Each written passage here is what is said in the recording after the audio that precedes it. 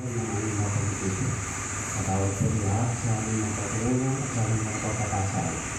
Ang lahat na ito ang aming nabalik namin sa pangalan ni Diyos na nilagay ng Panginoon. Amen.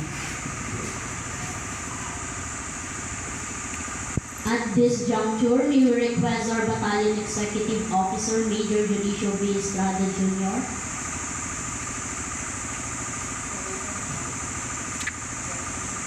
Infantry Philippine Army. Please be seated.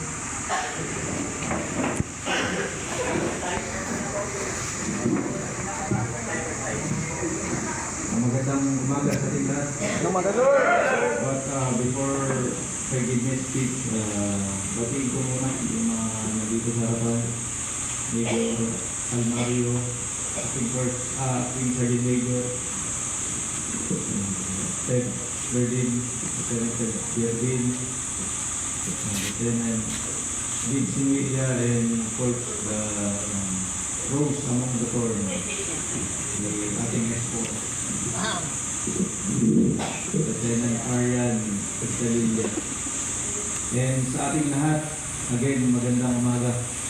So anyway, CEO is since meron siyang equally important activity sa Manila. So initially may conference today.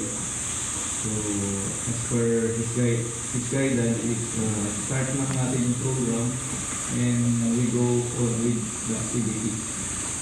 So ang sabi niya is hahabol na lang siya